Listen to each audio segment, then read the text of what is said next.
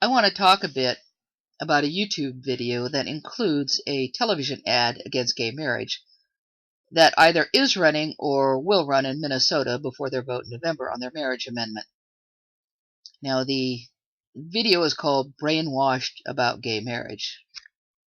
And I want to mention a couple of things.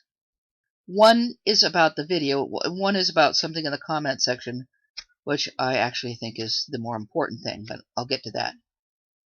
Anyway, this was done by Drawing Out the Truth, although I've seen this video elsewhere.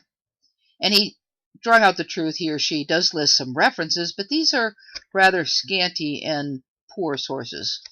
I'm going to read to you the comments I left on this. Your references for the percentage of people who are gay are hardly definitive.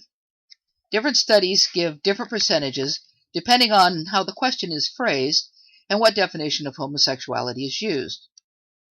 What is interesting is that in recent polls, the percentage of people who admit same-sex activity or attraction, especially amongst young people, is much higher.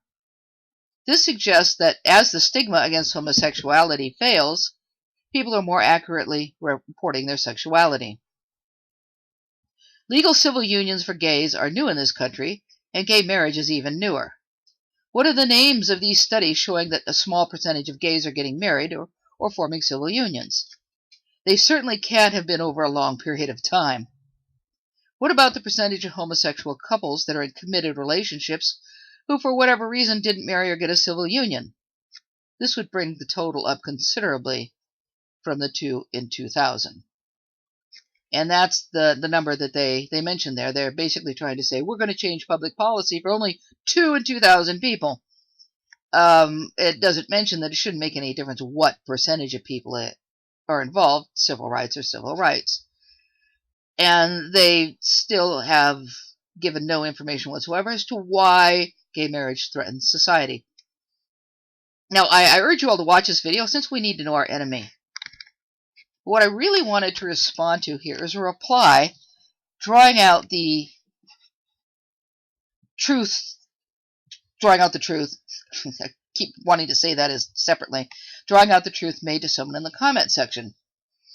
And this was, how about those who spent time in Canadian jails because they had the audacity to say what they believed? That real marriage was between a man and a woman. Now that's a shocker. Well, this bothered me, so I decided to look into it. I found out that this originated, at least as far as I can tell, from an article in the National Review by Michael Coren, linked below as usual. And it is very biased. It does talk about how people have been persecuted in Canada essentially for their Christian beliefs. But the 3 most common areas of conflict here in the United States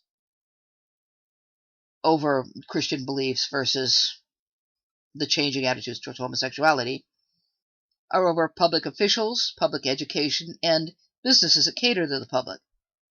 Now, public officials must uphold the law. They take an oath to that effect. If their job includes issuing marriage licenses or performing marriages, then they must carry out those duties. If they find this offensive, then they need to resign. They are, after all, public officials. Education.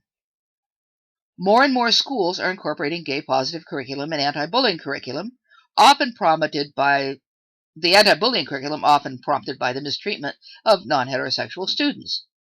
Again, this is public education, and it must respond to the needs of the entire public, not just right-wing fundamentalists.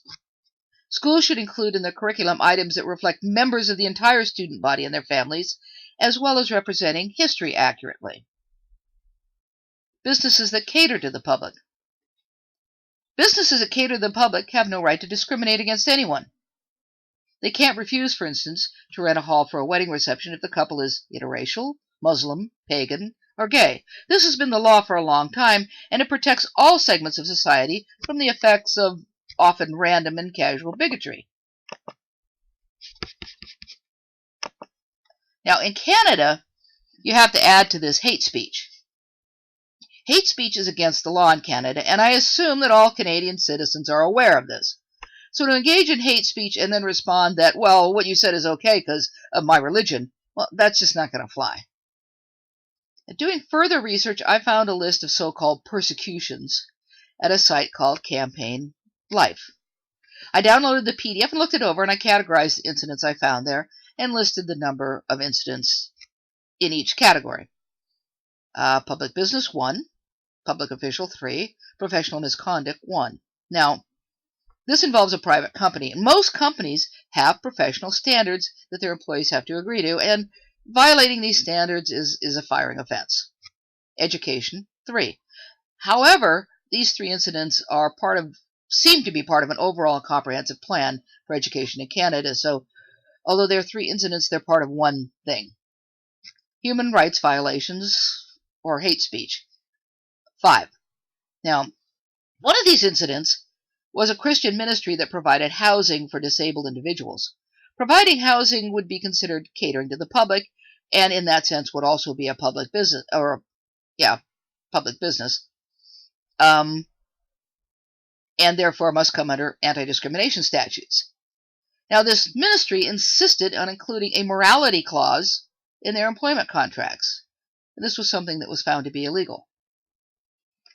And 4 were unclear. 2 incidents lacked details and basically presented one side of the thing. It's difficult to say exactly what went on. One involved educational standards that may or may not affect Catholic schools. They're just suggesting this might be a problem. I don't know what the education standards are or what the laws are, so that's why it's unclear. And the last concerns Calgary Bishop Fred Henry. Now, Fred Henry is the Catholic Bishop of Calgary, and he was threatened with the loss of his tax status because of a letter he wrote to churches in his region.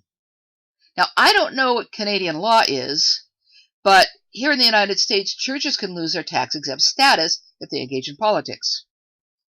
I'm guessing Canada has a similar law. And I don't know what's in the letter or how it can be considered a threat to their tax status. He also had a human rights complaint listed against him, the details of which are not clear. Unfortunately, when I try to look up some of these incidents and information in general about the so-called Canadian persecution of Christians over gay rights, I come up with tons of Christian sites, all of which are clearly biased and repeat the same stuff over and over again. I did find some other offenses listed, but most of these were of the public officials or public business variety, with some human rights violations scattered in. Quite a lot of them were over public officials who decided they didn't want to conduct gay marriages or issue gay marriage licenses or allow public buildings to be used for gay marriages or receptions. Now, I wanted to mention this because it looks like the Christian right is using misleading information about the state of things in Canada now that Canada is supporting gay rights and gay marriage. And all of these websites brought this up, saying, if we allow gay marriage, here's what could happen here. And I have no doubt that this nonsense will be brought up in the continuing fight the religious right is conducting over gay marriage and gay rights in general. Thanks for watching.